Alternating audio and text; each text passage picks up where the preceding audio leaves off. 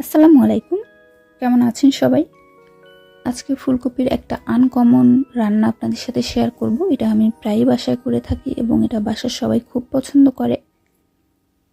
এবং এই রান্নাটা আমি খুব স্পেশাল একজনের কাছে শিখেছিলাম। সেই গল্পটা না হয় ভিডিওর শেষেই আপনাদেরকে বলবো। তো প্রথমে আমি দুটো ডিম ভেঙে নিচ্ছি। এরপর এই ডিমে আমি একে একে লবণ, ধনিয়ার গুঁড়ো, জিরার গুঁড়ো এবং মরিচের গুঁড়ো অ্যাড করে ফেটিয়ে নেব।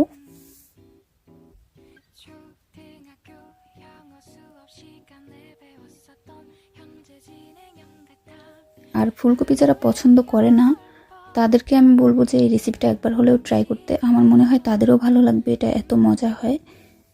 আমার মা খুব একটা পছন্দ করে না ফুলকপি, বাট এই রেসিপিটা সে খুব পছন্দ করে খায় এবং আমাকে প্রায় বলে, মানে আবদার করে যে তোমার এই রেসিপিটা তুমি একটু ট্রাই করো, মানে রান্না করো আর কি। তো আমি ডিমটা ফেটিয়ে নিয়েছি। এবার একটা প্যানে তেল দিয়ে দিচ্ছি। তেলটা একটু বেশি পরিমাণে দিচ্ছি।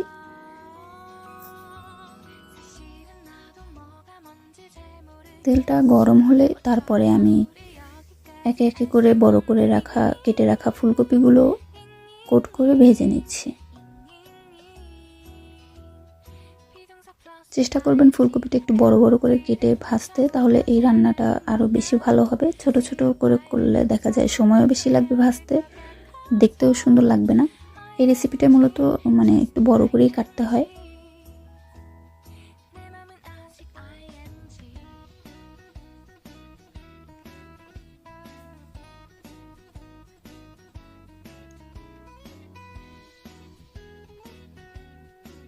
তো চুলাটা মিডিয়াম হিটে রেখে আমি একটু ব্রাউন করেই ভেজে নেব।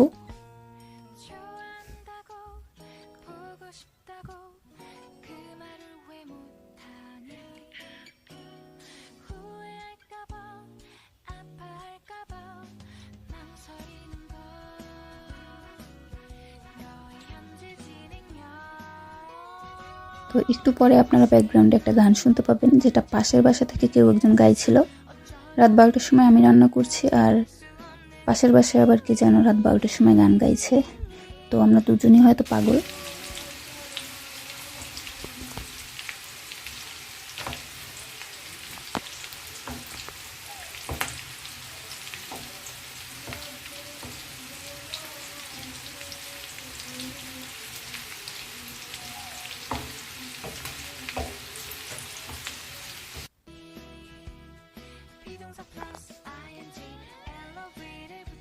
তো আমি একটু ফুলকপিগুলো উল্টে পাল্টে ভেজে নিচ্ছি, যেন চারপাশেই সমানভাবে ভাজা হয় আর কি।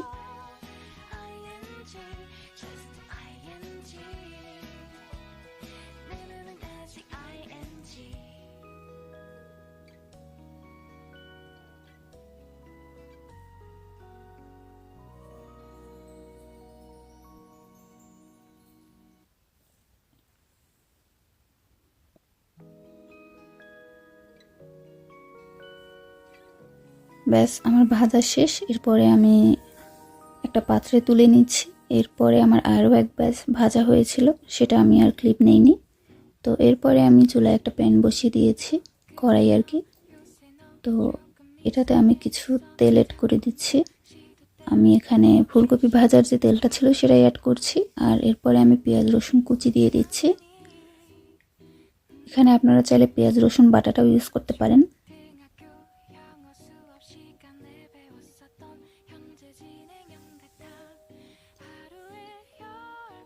একটু লবণ অ্যাড করে দিচ্ছি যাতে পেঁয়াজটা একটু তাড়াতাড়ি সফট হয়ে যায়।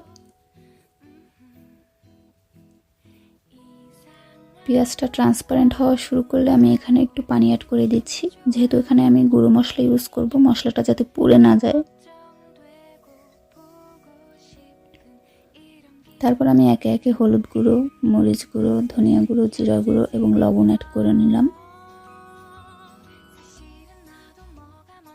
ঝালটা আপনারা আপনাদের পছন্দ মতো দেবেন। আমি যেহেতু কাঁচামরিচ ইউজ করব তাই খুব বেশি ঝাল দিইনি আমি।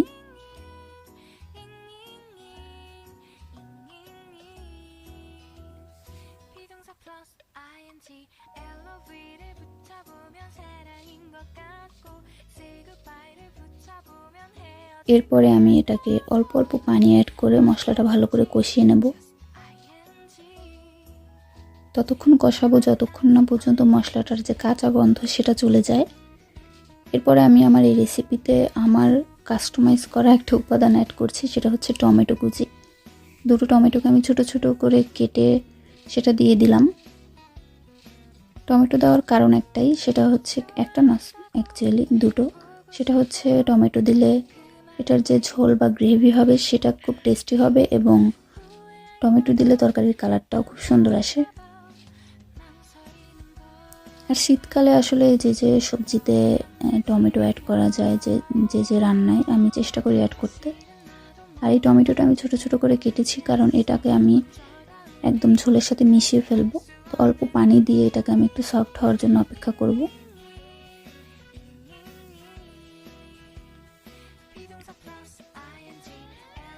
টমেটো সফট হয়ে এলে আপনারা এভাবে চেপে চেপে টমেটোগুলোকে মেল্ট করে নেবেন।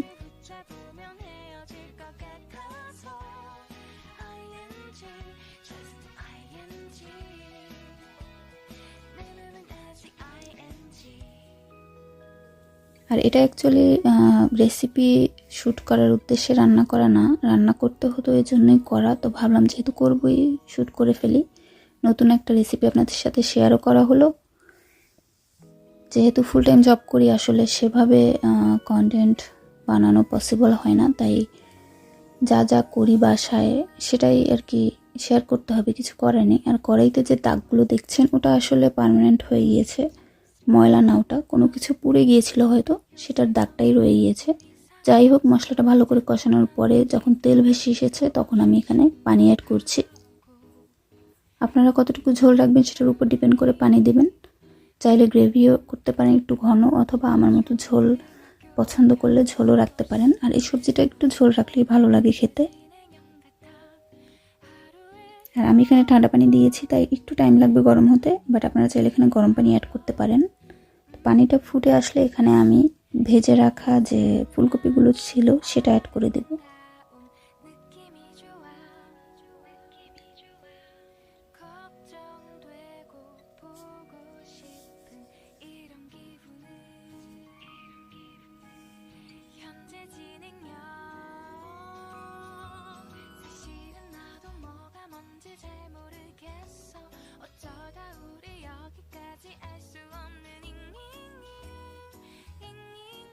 এরপর আমি এটাকে ঢেকে দেব যাতে এটা সেদ্ধ হয়ে যায়। যেহেতু আমি ভেজে নিয়েছিলাম আগে, তাই খুব একটা সময় লাগবে না সিদ্ধ হতে। তো কিছুক্ষণ পরে যখন এটা সেদ্ধ হয়ে এলো তখন আমি এটাতে কাঁচামরিচগুলো অ্যাড করে দিলাম, এবং এক ফাঁকে আমি লবণটাও চেক করে নিয়েছিলাম। তারপরে আমি ধনেপাতা অ্যাড করে রান্নাটা শেষ করলাম। তো এবার বলি এই রান্নাটা আমি কোথায় শিখেছি। বলেছিলাম একজন স্পেশাল মানুষের কাছে শিখেছি, সে হচ্ছে আমার বান্ধবী সুমাইয়া, ওর আম্মু, মানে আন্টির হাতে এই রেসিপিটা আমি বেশ কয়েকবার খেয়েছি যখন তাদের বাসায় যেতাম আগে। এখন যাওয়া হয় না, বাট এই রান্নাটা আমি এখনও করি এবং আন্টিকে আমি খুব মিস করি। আর সেই দিনগুলোর কথা সত্যি খুব মনে পড়ে আর নস্টালজিক হয়ে যায়। তো যাই হোক, আন্টির রেসিপিটা কেমন লেগেছে আমাকে জানাতে পারেন। আর এটা আমি গ্যারান্টি দিচ্ছি যে এটা সবাই খুব পছন্দ করবে। বাসায় ট্রাই করে আমাকে অবশ্যই জানাবেন। আজকে এই পর্যন্তই, টাটা।